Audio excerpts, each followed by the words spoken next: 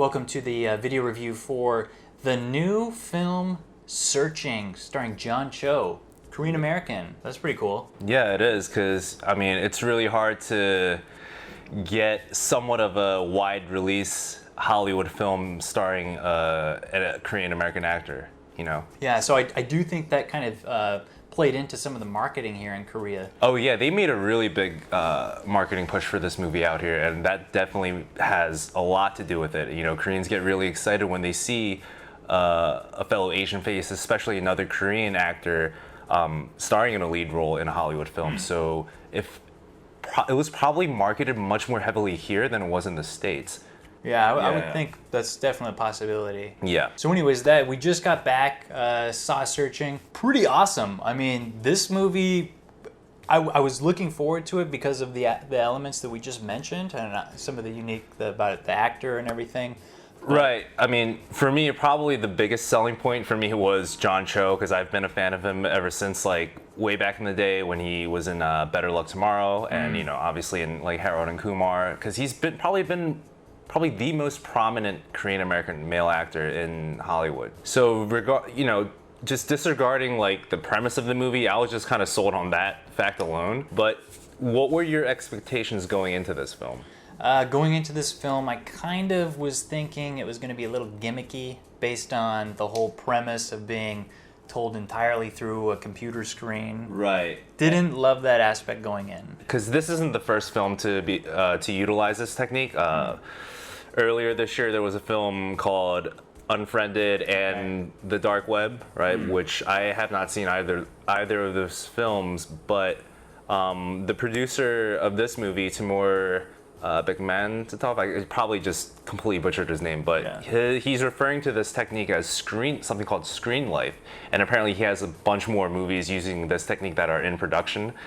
And I felt the exact same way. Like I felt like, okay, this is going to get old really quickly. And how long is this film going to be able to keep my interest by just utilizing a computer screen and SNS and just, right. Especially one of the things that I love about films is cinematography. Right. And when you kind of just completely artificially make the everything that I'm seeing on screen, I'm not that excited for it. I don't think I'm going to get a lot of beautiful images. And that kind of quickly became not a big problem in this movie because it really hooked me as soon as it started almost. Yeah, right from the opening sequence, I felt like it was a really clever use of, I mean, it was a montage within the context of this specific technique. And it does a really good job of sort of right off the bat, sort of telling you what the current situation of this family is, because John Cho in this movie has a daughter named Margot. Margot is in high school, I believe, right? Was she in high school or college? It's high school. Okay, yeah. So she's a high school student, and throughout the film, he's contacting her via either FaceTime or just texting. A sequence of events happens, and Margot ends up going missing, and that's when the mystery starts to unfold. Big search. Yeah, and John Cho's character David Kim is on this frantic and desperate search to find out what happened to his daughter. He goes on this search with the aid of a detective played by Deborah Messing. I've got to say, that she was probably the weakest part of this movie for me. Like, John Cho's performance is really strong all throughout. I feel like he shows a range of emotions that I haven't really seen from him before. I think this was his best performance. Oh, yeah, for sure. That I've ever seen. But something about Deborah Messing's performance in this movie, it's really strange. Like, I'm hesitant to even call it bad. I just don't know what she was going for, because it's unusual in a bad way, I think, because it was very off-putting to me. Right. It took me out of it. Yeah, not necessarily when she's on screen, when you can actually see her character speak on screen, but whenever you hear her voice through like phone conversations. Which happens a lot in this movie. Yeah, that's the first that's how she's introduced in the through film. A phone call. Right. And it just sounds like she's straight up just reading off of a script. Like, it does not sound like natural dialogue at all. She's talking to a brick wall. Right, and it throws it off even more because we get John Cho on screen, just performing naturally, and then you get this, detective's voice on the other end that just sounds completely robotic and stiff. Right. It was really nice to hear that you had the same issue with it that I did, because is this just me, or is this woman being inhabited like by a Men in Black alien in her brain? Like, she just felt totally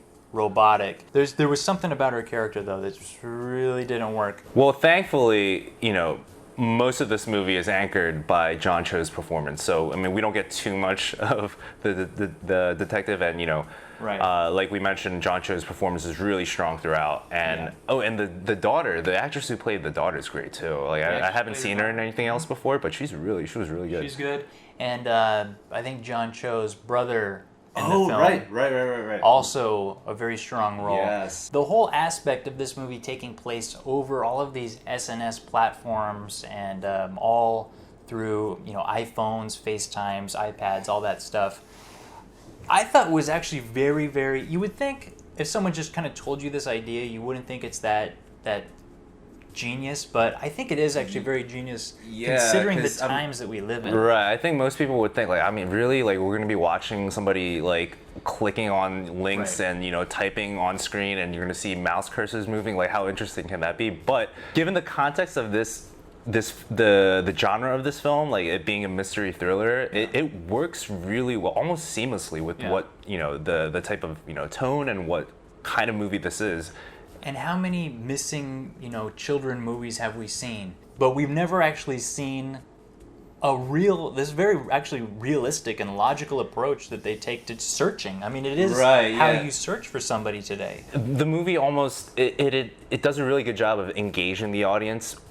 And you sort of go along this ride with John Cho's character in the investigative process of him going through his daughter's SNS accounts and trying to backtrack her history and find out what happened to her. And it's like you mentioned, the steps that he takes are actually I feel like it's kind of probably what everybody would do in that situation. I felt like logically I was right along with his character and how he was approaching this. I'm like, okay, what would I do? And it almost becomes somewhat of like a participatory experience while you're watching the movie. Almost half of the film involves text on screen and text being typed into browsers and whatnot. That actually does a really good job of sort of reflecting what that character is, what kind of emotional state that character is without in. even seeing their face. Yeah, without even seeing their face, which I thought was really interesting, because just from what you see them typing and then erasing and then them being hesitant to type certain things and then sort of, just pondering about what to type and the right thing to say, it was really, I don't know. I think we can all relate to that moment. Yeah, though. Like, definitely. Is this the right emote to send to convey my feeling? Could it be taken the wrong way? Just all that kind of stuff was handled really well. Yeah, and I was just really surprised at how much I connected with that. Without having to even see a character's face on screen or his expressions or anything like that. You could just does a great job of telling you exactly where that character is at, emotionally, just through that technique.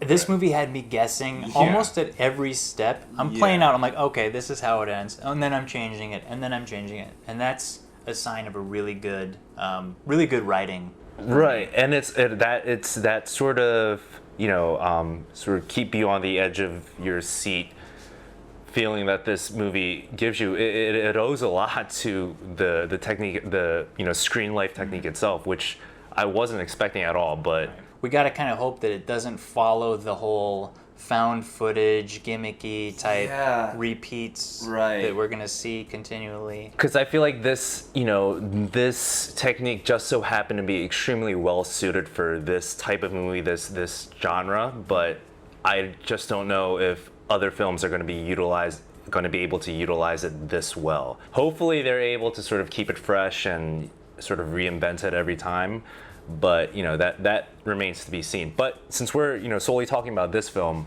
overall I gotta say I enjoyed this movie quite a lot more than I expected to. Yeah, how would you rate this movie? I think I would give it a solid 8. Yeah. Yeah, I'm around that territory. I think I'm going to give it a 7.5. Yeah. Because I think for about 75% of this movie, I was thoroughly on board and really engaged. And it surprisingly has an emotional impact that I didn't expect to have on me. Yeah, I think it's sort of, I think it does a really good job of sort of balancing the really suspenseful elements along with the more human and dramatic elements. And the family. Because it really is a family story. Yeah, a family story at its core, and it does a really good job of approaching this specific subject matter and really kind of getting at its emotional core. And surprising through the format. I mean, we're not seeing all of these people in full picture. It's texts and just the way that they utilize the format, and to have that emotional response was surprising. Yeah, just the way the film addresses sort of loss and grief and that type of thing. And another thing that I really appreciated about this film was it kind of is a really relevant social commentary on where we are at as a society in this current digital age. And there's certain moments littered throughout the movie that are absolutely accurate in its representation of how people sort of live their lives through social media and social networking. It touches on things like, people exploiting tragedies for their, in order to garner attention. Just the whole general idea of people living beneath this online facade and not really, showing, just sort of hiding who they really are through their online personas, Yeah, this is just a very relevant and I would say fun and engaging movie and I would highly recommend checking it out. That's it for our review for Searching, starring John Cho. Let us know if you guys saw it and checked it out. We'd like to hear, how you thought about it. If you're looking forward to more of this screen life technique. Yeah. The Korean audience seems to be really buying into this whole concept, and they seem to be enjoying it a lot. Definitely. Yeah. All right, so thanks for tuning in for this one, and we'll be back later with more film reviews, Korean film discussions, all that good stuff. So until next time, just keep watching movies. Bye, guys.